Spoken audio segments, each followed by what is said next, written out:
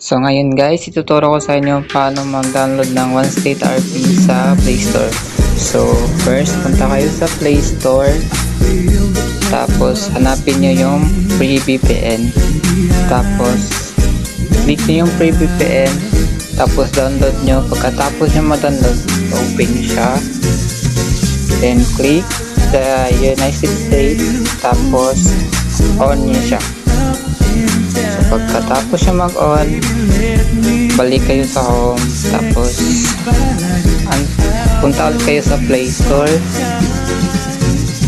Then create kayo ng new Gmail account. Mag-add kayo ng bagong account. Pagkatapos yung magawa yung account, balik kayo sa Play Store. Tapos search yung account. And then search nyo yung OneState RP. So ayun.